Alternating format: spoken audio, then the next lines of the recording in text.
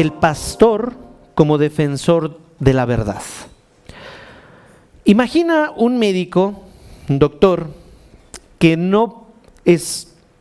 está muy bien vestido, tiene un gran consultorio o incluso que trabaja en un gran hospital. Sin embargo, este gran médico no distingue entre lo que es medicina y lo que es veneno. Si no reconoce la diferencia, el hospital se convierte en un lugar de muerte. ¿Te imaginas? Yo no quiero hacer mi cita ahí. De la misma manera, un pastor o un anciano, en este caso, que no distingue entre sana doctrina y el error, pone en riesgo a toda la iglesia. Ese es exactamente el problema que Pablo enfrenta en Creta, esta ciudad en donde se encuentra Tito. Y Dios llama a los ancianos a cuidar a la iglesia, reteniendo la verdad y confrontar la mentira. A partir de ahorita no va a ser un sermón suave, pero sí es muy necesario. El mapa del sermón consta de 5 puntos. ¿Sí? Primero, el anciano debe retener la palabra de Dios. Número 2, el anciano debe tapar bocas. Número 3, el anciano debe reprender severamente.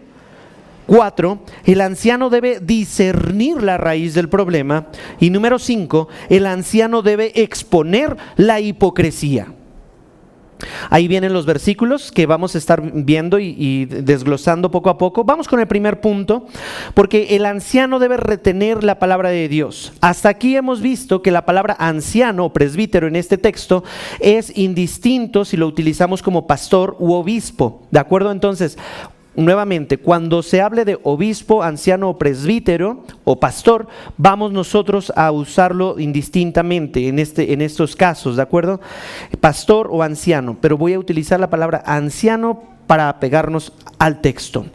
El anciano debe retener, debe asirse, abrazar la palabra de Dios o la palabra fiel, que es el texto, lo que la palabra de Dios utiliza.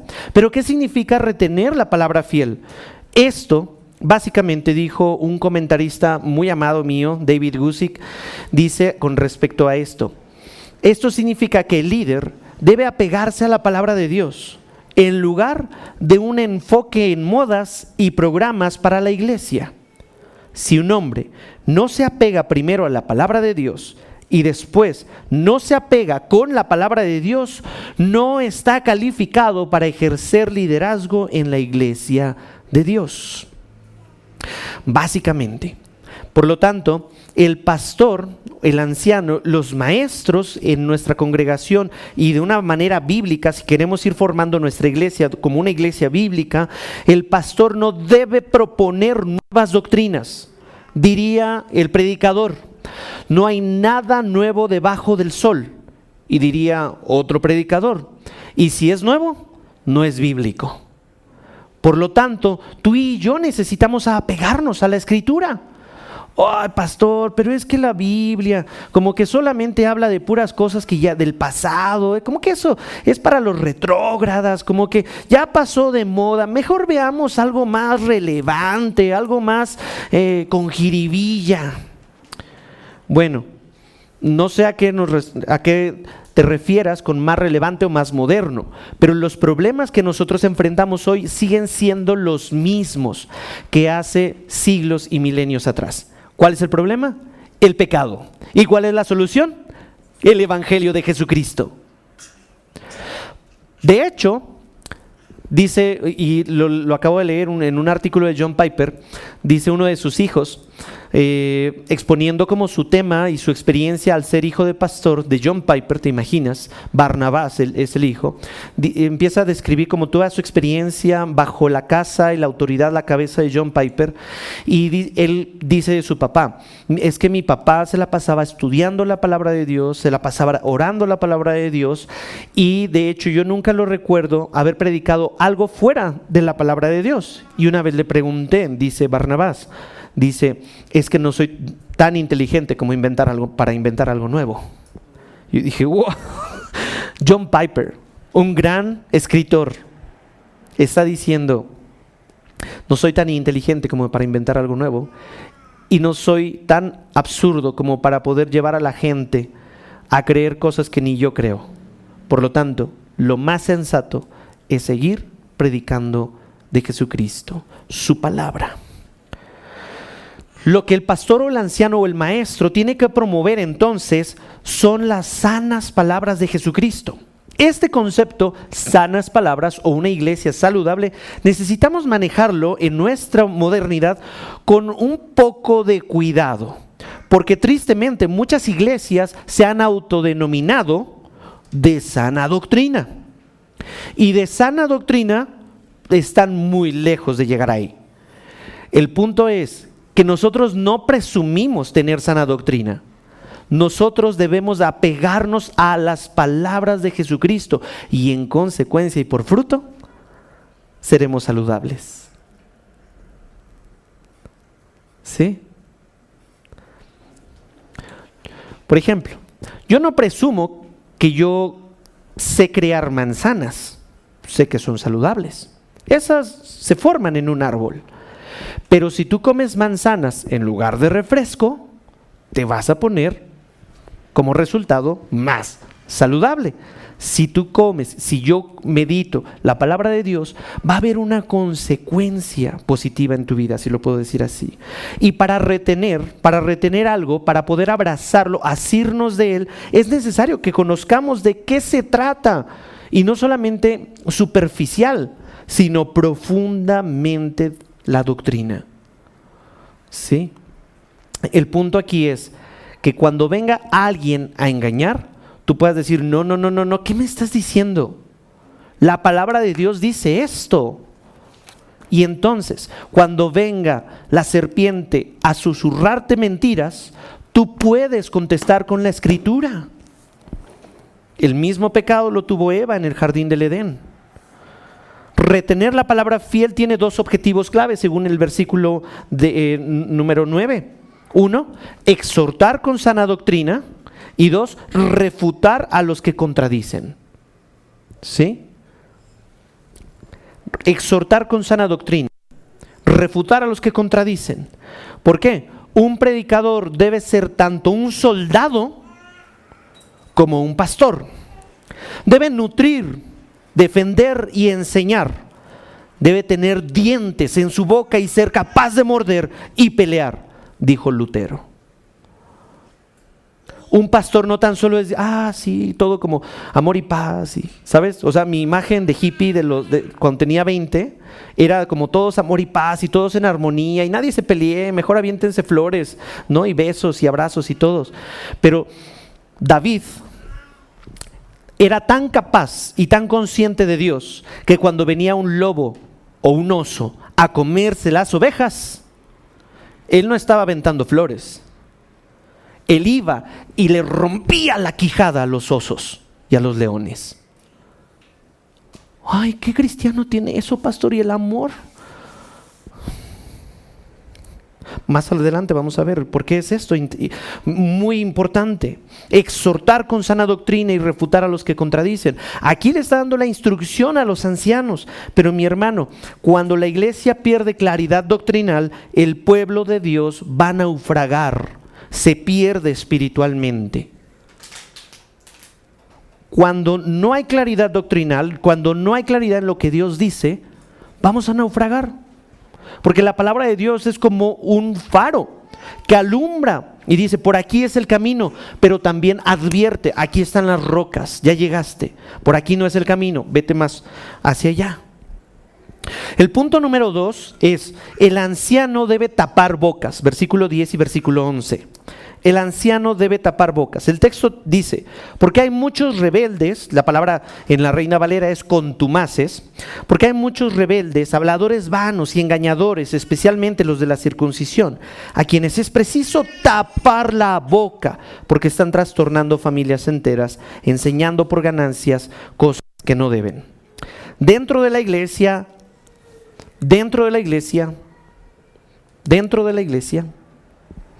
hay personas que solo desean hablar sin saber lo que dicen.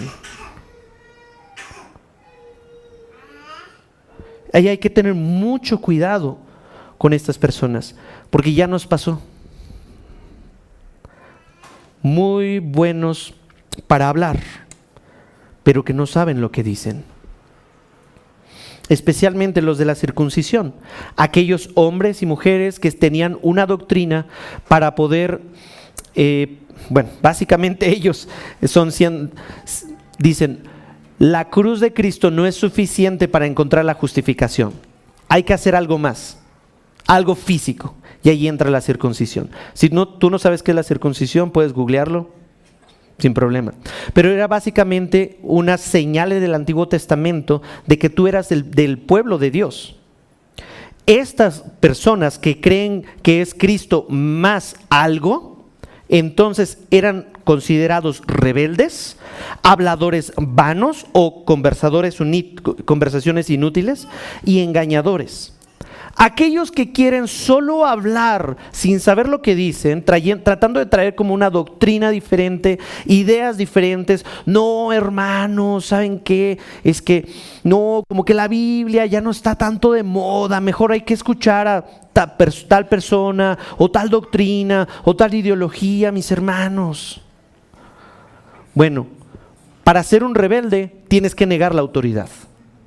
Probablemente tú no eras de la circuncisión, aunque eres un incircunciso, pero tú eres rebelde diciendo, no, yo aquí hago lo que deseo. Yo hablo y tienen que escucharme, pero tus conversaciones o las conversaciones de son inútiles. Pablo le advirtió también a Timoteo, no te juntes con ellos, porque ellos solamente van a querer hablar de genealogías y puntos grises o temas que la Biblia no habla con claridad. Oye, ¿y si hablamos de los Anunnaki? Oye, ¿y si hablamos de la brecha? ¿Quiénes son esos ángeles caídos? Por poner algunos ejemplos. Habladores vanos. Ojo, yo no estoy criticando su moralidad. Simplemente la intención es que hay áreas grises en la Escritura que Dios decidió mantenerlas ahí y no ahondar, porque la Biblia necesita trabajar en nuestro corazón y no que seas un experto en los ángeles caídos. Habladores vanos y engañadores. Tito estaba enfrentando lo mismo en Creta que aquellos que estaban con Timoteo. Un sacrificio incompleto de parte de Jesús. Ellos querían echarse la losa de la ley para encontrar salvación y justicia delante de Dios, enseñando que la gracia no es suficiente y que ellos y los demás necesitaban echarse esa ley en sus espaldas para ser lavado. En particular, la ley de los alimentos. Mira nomás. Ellos decían que era muy importante lavarse las manos y los alimentos eran inmundos, no, estos sí se deben de comer puros, estos no se deben de comer. Entonces, sí está Cristo, está chido lo que dice Cristo, pero entonces ya no comas ciertos animales, ya abstente y purifica. Y entonces ahora sí vas a entrar como en un nivel superior de cristiandad o de espiritualidad. Y la verdad es que Pablo les está diciendo a ellos, a este tipo de personas, el mandato es claro: tápales la boca. El verbo es que se callen, cállalos.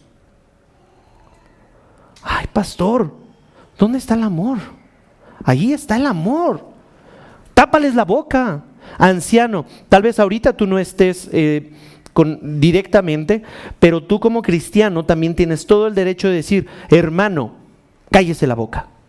Eso no es bíblico, eso no edifica, eso que usted me está diciendo, ¿me construye o solo genera división y chisme?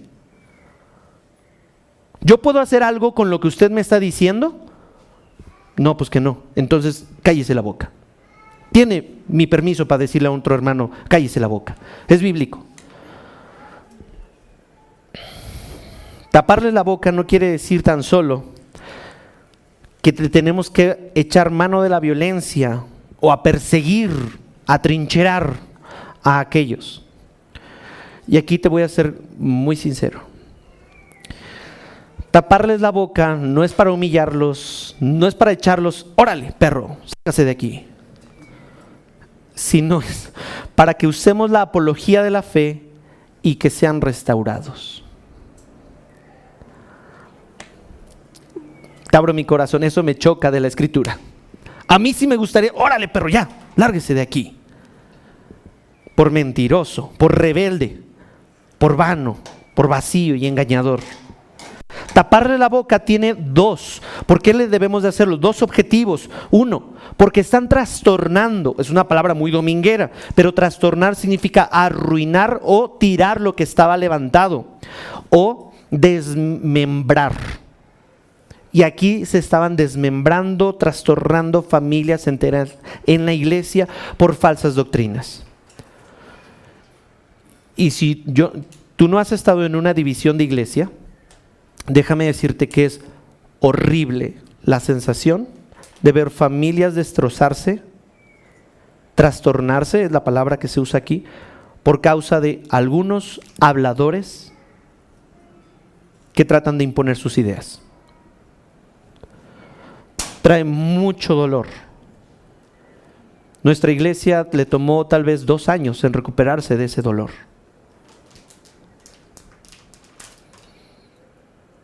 Hoy entiendo esta instrucción más que nunca. Demore mucho para callar bocas. Están trastornando, desmembrando familias. Y es triste ver aquellas familias que se fueron con estos trastornadores desmembradas.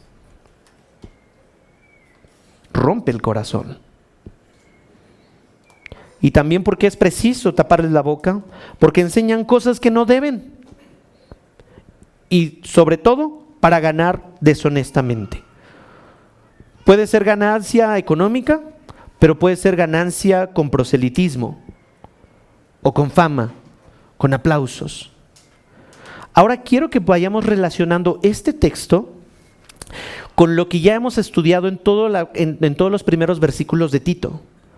Ahora ya nos cae el 20, porque es necesario designar ancianos con cierto carácter, que sean honestos, íntegros, temerosos de Dios, que su vida pueda comunicar que están dedicándose a Dios, porque van a venir de afuera o incluso de adentro, y quien va a contener esto van a ser estos ancianos con un corazón, con un comportamiento, con un carácter firme. Por eso es necesario orar. Mujer, ora por favor, súmate a orar por el hombre que tienes a tu alrededor. Señor, agítalo, despiértalo, Dios.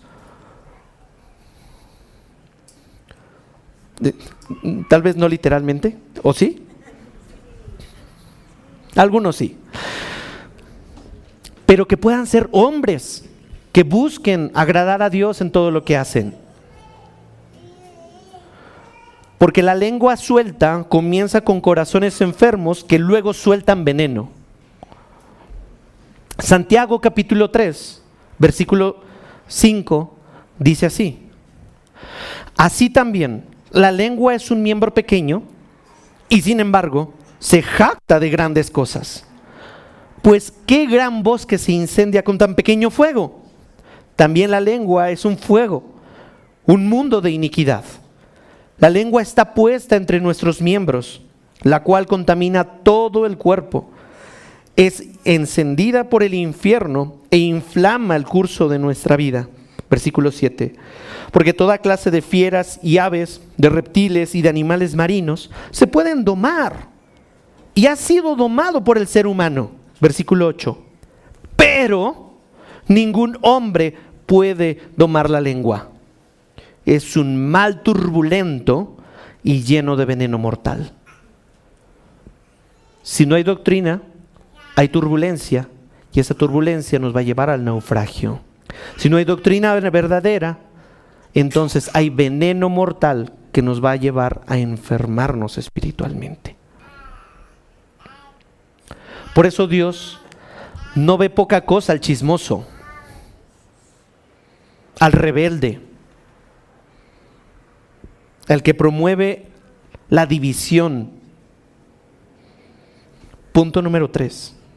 El anciano debe reprender severamente. Versículo 12. Dice, uno de ellos, su propio profeta, dijo, los cretenses son siempre mentirosos, malas bestias, glotones ociosos. Este testimonio es verdadero. Por eso, repréndelos severamente para que sean sanos en la fe. ¿Verdad? Este tipo de versículos también tienen que ser citados más constantemente en nuestras iglesias, porque el contexto cultural de Creta revela el carácter de los cretenses, que estaba pa'l perro, en problemas nefastos. Un historiador y comentarista dijo, tan notorios eran los cretenses que los griegos incluso formaron un verbo, cretisen, o cretensar, que significa mentir y robar. O sea, dimensionemos esto. O sea, los cretenses tenían tan mala fama que se les inventó un verbo. Ya cretaste. Y tenían una frase proverbial, cretisen pros creta. O sea, cretensar contra un cretense. Casi proverbial chilango. Como, ayúdenme por favor, para un gandalla, gandalla y medio. ¿Qué significa? Coincidir mentiras con mentiras, como un diamante que corta el diamante.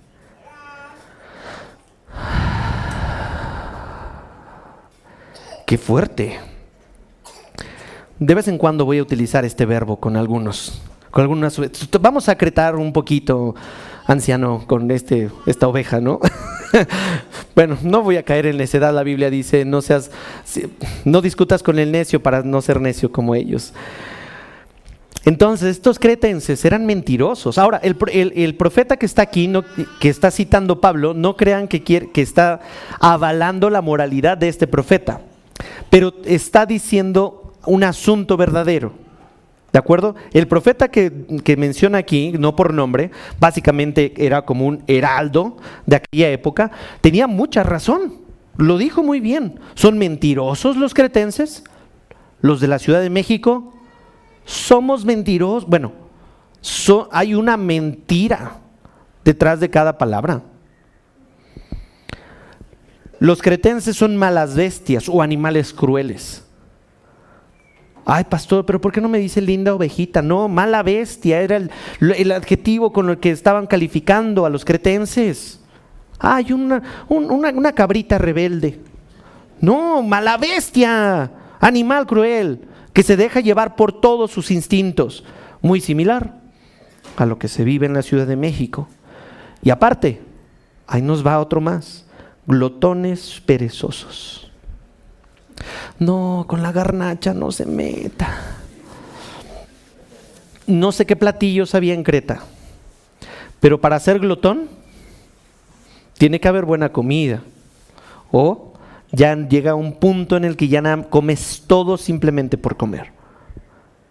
Dirían, peor tantito. O sea, ya ni siquiera comes porque sabe rico. Simplemente comes para satisfacer tu instinto. El nivel de podredumbre moral que Creta tenía, Pablo le está advirtiendo a Tito. Por eso es necesario que designes a hombres fieles, hombres que tengan un carácter de santidad. No era simplemente para poder tener un renombre, porque para poder dejar claro la mentira tienes que decir primeramente cuál es lo verdadero. Un amigo pastor mío trabajó en un banco, ¿sí? Contaba billetes y uno pensaría, a ver, yo creo que les dan billetes falsos para que vean como la última tecnología de los billetes que deben de rechazar. Sin embargo, este amigo, ahora después de que lo salvó el Señor, yo le pregunté, oye, ¿y cómo era tu entrenamiento para poder autenticar los billetes verdaderos? Pues muy sencillo. Le dan muchos billetes verdaderos y luego insertan uno falso. Han pasado tanto contando billetes verdaderos que ya se acostumbran al olor a la textura, a la forma, que cuando llega un billete falso, sin problema, esto es falso. La textura, el olor no coincide. Por lo tanto, entre más tú y yo pasemos tiempo con la verdad, va a ser más fácil desmantelar la mentira. Por eso yo no soy en pro de, veamos todas las mentiras que el mundo dice. No. Mejor veamos la verdad que Cristo dice. Amén. La reprensión severa no es destruir, no es humillar, sino restaurar bíblicamente el alma de la otra persona. Híjole, esto me choca. Pero gloria a Dios por la palabra, por su palabra, porque dice ahí, para que sean sanos en la fe, o dice la NTV, para fortalecerlos en la fe. Se les exhorta, se les advierte para poder restaurarlos, no para destruirlos y humillarlos. Gloria a Dios por mi iglesia, Horizonte Ciudad de México, porque entiende muy bien, o si no es la gran mayoría, que cuando uno se equivoca, no es para exponerlo públicamente y decirle, sácate de aquí, perro. Ahora pídele perdón a todos. Creo que entendemos muy bien que es para poder restaurar su vida. Creo que tengo un espíritu de Jonás, un poco, porque yo le digo, Señor, ¿tienes tanta misericordia para el pecador? ¿Por qué voy a ir a predicarle de tu misericordia a Nínive pecadora? Pues porque Dios tuvo misericordia de mí, de nosotros, cuando pecamos. Sería muy egoísta y caeríamos como en la condición del segundo deudor, que se le perdonó su deuda, pero no quiso perdonar al otro. El objetivo de esta reprensión severa es para que sean sanos en la fe. Si en algún día yo caigo, si tú caes, oremos porque nuestra iglesia pueda reprender con severidad y sanar con el amor bíblico. Hay oportunidad para la restauración en esta iglesia. Y todos tienen la misma oportunidad para ser restaurados. Cuando habla acerca de una reprensión severa, quiero que imaginemos algo. Para los que tienen hijos, y no sé si en algún momento tu hijo está a punto de aprender a caminar o ya está caminando y quiere salir a jugar a la calle. Pero, siendo niños, no se fijan al momento de salir corriendo a la calle. Lo que haces como papá, ¿qué es? Ternurita. No vayas para allá porque te puede atropellar un auto. O bueno,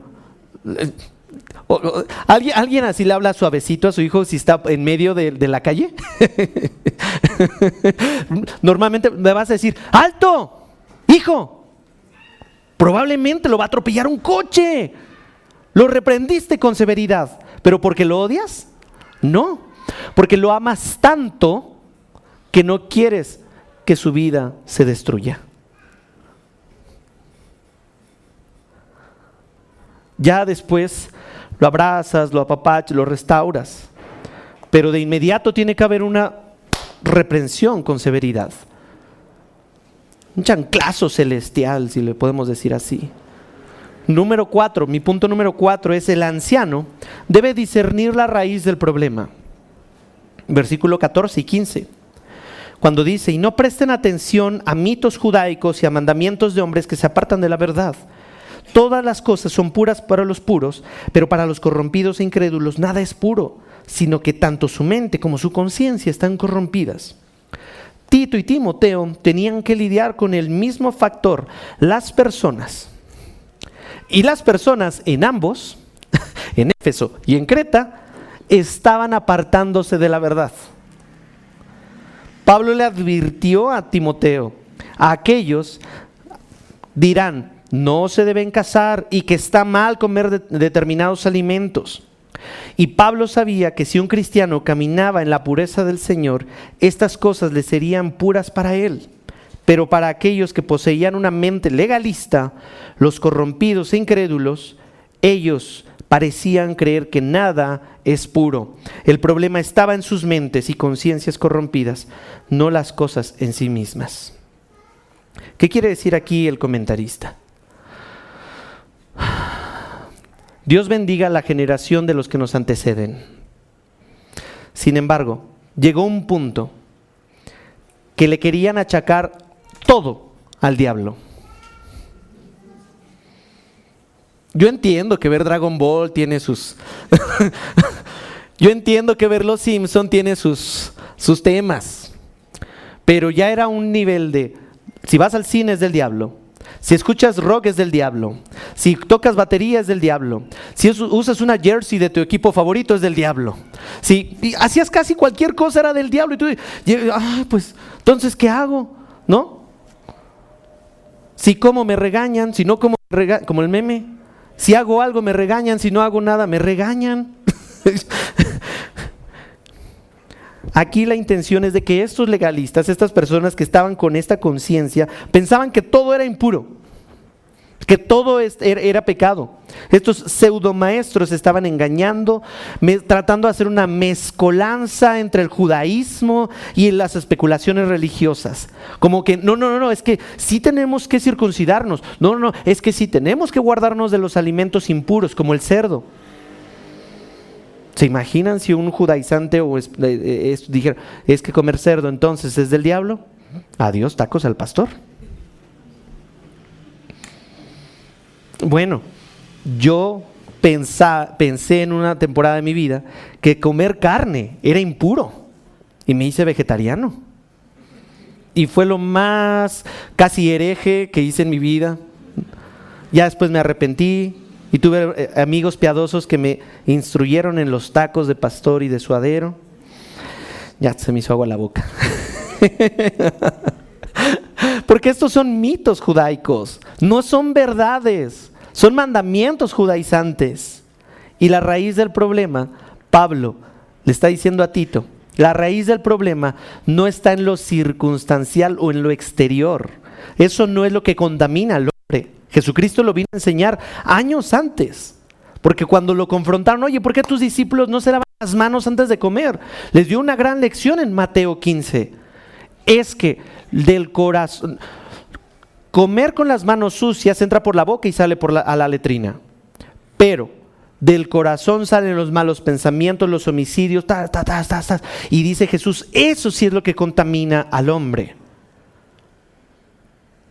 Yo nunca he visto que nadie se muera porque el otro comió un taco al pastor. Pero sí he visto almas casi, iba a decir moridas, casi muertas por lenguas descontroladas que trajeron humillación, culpa, deshonra, abuso.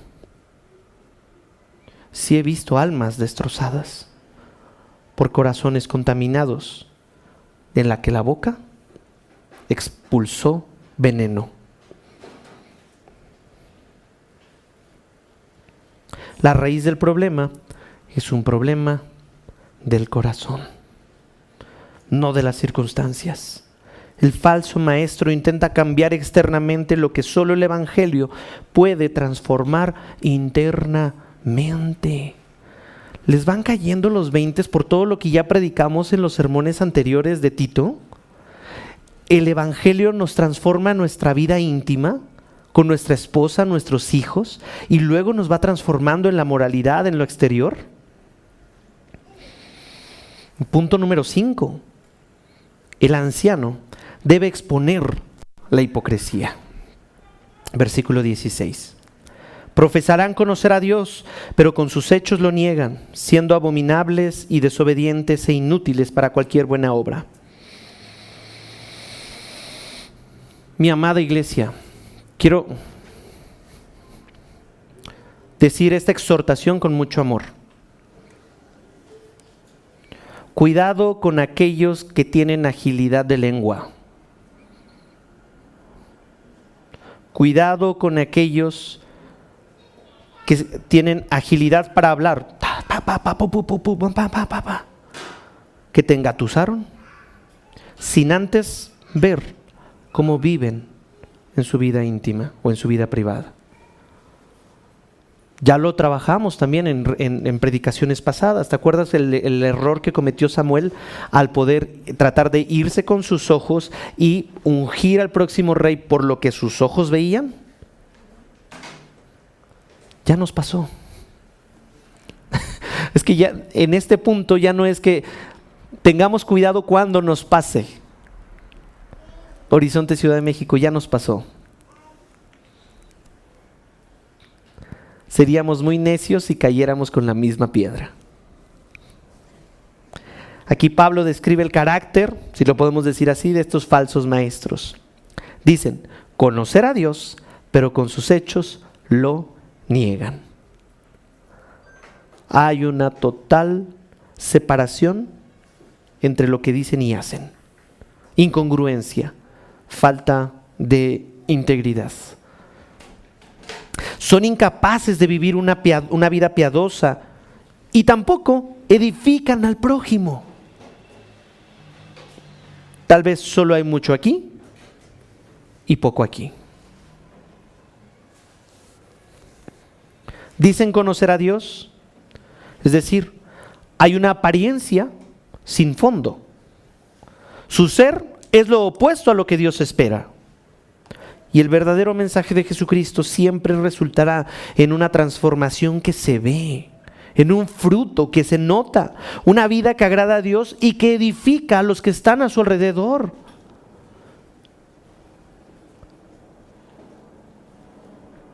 Un árbol con su naturaleza definida nunca podrá dar un fruto diferente. Un manzano siempre dará manzanas, pero una nopalera siempre dará cardos y espinas, porque la raíz del problema es un problema del corazón, la naturaleza caída. Mateo 7:15, pastor, ¿y cómo nos damos cuenta? No hay que inventar nada, Jesucristo ya lo dijo. Mateo 7:15, cuídense de los falsos profetas, que vienen a ustedes con vestidos de ovejas, pero por dentro son lobos rapaces. Y luego aquí viene la famosa frase, por sus frutos los conocerán. ¿Acaso se recogen uvas de los espinos o higos de los cardos? Así todo árbol bueno da frutos buenos, pero el árbol malo da frutos malos. Un árbol bueno no puede producir frutos malos, ni un árbol malo producir frutos buenos. Todo árbol que no da buen fruto es cortado y echado al fuego. Así que por sus frutos los conocerán, por segunda vez. No todo el que me dice Señor, Señor, entrará en el reino de los cielos, sino el que hace la voluntad de mi Padre que está en los cielos. Muchos me dirán en aquel día, Señor, Señor, ¿no profetizamos en tu nombre? Y en tu nombre echamos fuera demonios, y en tu nombre hicimos muchos milagros. Y entonces les declararé, jamás los conocí. Apártense de mí los que practican la iniquidad. ¡Qué fuerte! ¡Qué fuerte! Vamos a aterrizar el avión. Vamos a aterrizar el mensaje. Porque mis hermanos, Dios llama a los ancianos a cuidar a su iglesia, reteniendo la verdad y confrontar el error. Por eso, cuando escuchamos un texto como este en Tito, no debemos responder con miedo o temor frente a los engañadores. ¡Ay, ahora quién va a ser el lobo vestido de oveja! ¿Serás tú? ¿Serás tú? ¿Acaso eres tú? ¡Ah, ya lo sospeché! No, sino debemos de responder a este mensaje con gratitud y con esperanza. Gratitud, porque Dios no ha dejado a su iglesia indefensa frente a las voces de este mundo. Y con esperanza, porque la verdad del Evangelio es totalmente suficiente para sostenernos. La verdad del Evangelio es suficiente para sostenernos. De modo que, a la luz de lo que Dios ya ha hecho en nuestra vida, permanezcamos en la verdad de Dios, amemos la verdad de Dios que nos transforma a su imagen y recibamos con humildad la exhortación bíblica. Cuando la iglesia vive aferrada a la verdad de Dios, abraza la verdad de Dios, el error va a perder su poder. La fe se fortalece y la iglesia dará buen fruto para la gloria de Dios. Pero es solo en su verdad, es solo en su presencia, porque fuera de Él nada podemos hacer. Nosotros somos como esos injertos a la vid. Vamos a descargar esto con 2 preguntas. Ya sé que esto va con un mensaje dirigido a los ancianos. Y mi oración para este año es primero consolidar la membresía, postular a los diáconos y en su momento, a su tiempo, nombrar ancianos. Pero ahí te va. Si tú no tienes un llamado a ser a un ancianato, versículo 9 nos da una muy buena reflexión. Todos estamos siendo discipulados por alguien, ¿verdad? ¿Por la palabra de Dios o por las voces de nuestro alrededor? La pregunta es, ¿quién está formando realmente tu corazón hoy?